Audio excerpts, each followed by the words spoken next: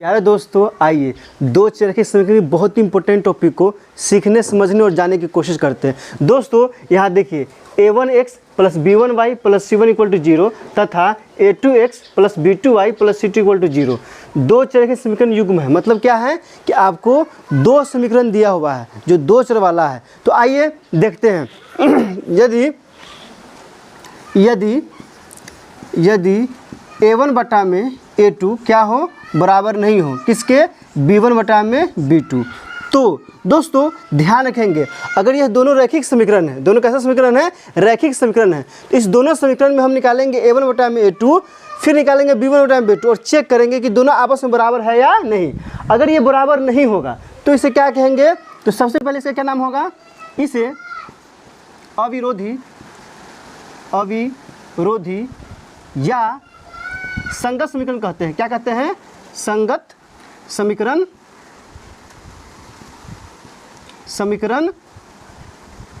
कहते हैं। दोस्तों अगर यह इस कंडीशन का पालन करेगा, इस शर्त का पालन करेगा, इसका नाम क्या होगा, इसका नाम होगा अविरोधी समीकरण या संगत समीकरण।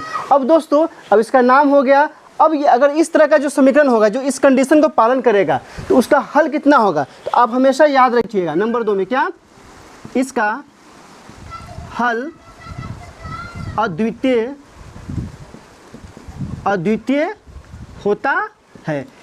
दोस्तों इसका मतलब क्या होगा, इसका हल की संख्या कितना होगा, तो 1 होगा। दोनों का हल क्या होगा, यूनिक निकलेगा, अद्वितीय निकलेगा। तीसरा क्या है, अगर क्या करेंगे, इसका ग्राफ पेपर पर ग्राफ खींचेंगे इस समीकरण का जो इस कंडीशन को पालन करेगा, तो अगर उसका हम क्या करेंगे, ग्राफ खींचेंगे तो क्या होगा, इसका ग्राफ प्रतिच्छेदी होगा,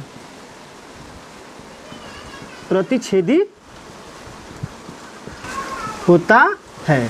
तो दोस्तों आप ध्यान दीजिए, यहाँ ध्यान क्या देना है कि आपको सवाल में दो चरखी समीकरण का दो समीकरण दिया रहेगा और देने के बाद कहेगा क्या कि आप चेक कीजिए कि इसका नाम क्या होगा, इसका कितना हल होगा, इसका ग्राफ किस तरह से खींचा जा सकता है। तो हम क्या करेंगे, इस कंडीशन पे लाएंगे। अगर a1 बटा में a2 बराबर b1 बटा में b2 हो जाता है तो उस समीकरण का नाम क्या हो जाएगा, उसका नाम हो जाएगा अविरोधी या संगत। क्या नाम होगा उसका, अविरोधी या संगत। दोनों नाम आप ध्यान रखिएगा, दोनों एग्जाम में पूछा जाता है।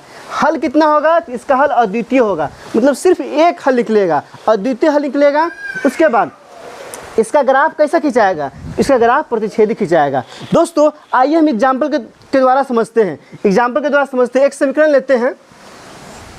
कौन सा समीकरण लेते हैं एग्जाम्पल में, तो x प्लस वाई दो समीकरण दिया है। अब आपसे सवाल करेगा, कई तरह से सवाल करेगा। सबसे पहला कहेगा कि इस समीकरण का नाम क्या है। दूसरा सवाल क्या पूछ सकता है, पूछेगा कि ये जो समीकरण है इसमें कितना हल निकलेगा।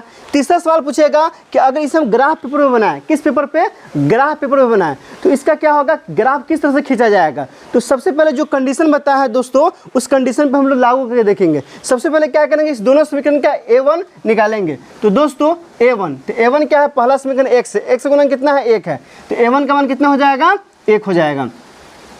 फिर b1 निकालेंगे, तो b1 फिर क्या होगा, y का गुणन कितना है, 1 है, तो 1 होगा। फिर क्या निकालेंगे, c1 निकालेंगे, तो c1 का गुणन कितना है, c1 कितना है, अचर पद होता है 2 है, तो 2 हो जाएगा। फिर यहाँ क्या निकालेंगे, a2 निकालेंगे, a2 का मान कितना है, तो x का गुणन कितना है, 2 है, तो 2 हो जाएगा। फिर निकालेंगे b2, तो दोस्तों b2 का मान यहाँ कितना है, 3 है, तो कितना हो जाएगा, 3 हो जाएगा। और फिर निकालेंगे c2, तो c2 का मान कितना हो जाएगा, तो यहाँ c2 का मान 1 है, तो 1 हो जाएगा। अब दोस्तों आइए a1 बटा में a2 निकालते हैं। तो a1 का मान कितना है, 1 है, और a2 का मान कितना है, तो 2 है, तो क्या आ गया, 1 बटा में 2 आ गया। फिर निकालते हैं क्या, b1 बटा में b2 निकालते हैं। तो दोस्तों b1 कितना दिया है, 1 दिया है, और b2 कितना दिया है, तो 3 दिया है। तो आप ध्यान से देखिए, a1 बटा में a2 क्या आया है, 1 बटा में 2 आया है, b1 बटा में b2 कितना आया है, तो 1 बटा में 3 आया है। तो दोस्तों क्या ये दोनों बराबर है, तो बिल्कुल बराबर नहीं है। तो यहाँ लिखेंगे कि चूंकि a1 बटा में a2 बराबर क्या है, नहीं है, क्या नहीं है, b1 बटा में b2। तो दोस्तों आप देख लिए किस कंडीशन का पालन कर रहा है, ये कंडीशन का पालन कर रहा है। और जैसे ये कंडीशन का पालन कर रहा है तो अब पूछेगा, अगर इसका पूछ देगा कि इस समीकरण को क्या कहेंगे, इसका नाम क्या होगा, इसका नाम क्या होगा, तो इसे अविरोधी या क्या कहेंगे, संगत समीकरण कहते हैं। क्या कहते हैं, संगत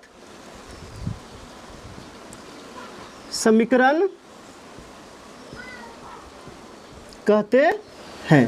दोस्तों अगर पूछ देगा इसका क्या है तो संगत समीकरण कहते हैं, फिर पूछ देगा ना कि इसका कितना हल होगा, तो इस कंडीशन में पालन कर रहा है तो क्या बताएंगे कि इसका अद्वितीय हल होगा। अगर पूछेगा कि अगर ग्राफ पेपर पे इस समीकरण का हम लोग ग्राफ बनाएंगे तो ग्राफ बनाएंगे तो ग्राफ कैसा होगा। तो दोस्तों सिंपल बात है कि यहाँ a1 बटा में a2 बराबर नहीं आया है b1 बटा में b2, तो ये इस कंडीशन का पालन कर रहा है, इसलिए इसका ग्राफ क्या होगा, इस ग्राफ प्रतिच्छेदी होगा। तो आपने इस तरह से क्या देख लिया कि विरोधी समीकरण या संगत समीकरण के बारे में कुछ भी पूछेगा तो हम लोग चेक करेंगे, अगर वह a1 बटा में a2 बराबर नहीं होगा b1 बटा में b2 तो उसे अविरोधी या संगत समीकरण कहेंगे, उसका अद्वितीय हल होगा और उसका क्या होगा, तो प्रतिच्छेदी ग्राफ खींचा जाएगा। तो दोस्तों इसमें किस तरह की दिक्कत हो तो आप कमेंट सेक्शन में बता सकते हैं। वीडियो अच्छी लगी हो तो लाइक कीजिए, सब्सक्राइब कीजिए और ज़्यादा से ज़्यादा शेयर कीजिए। बहुत बहुत शुक्रिया।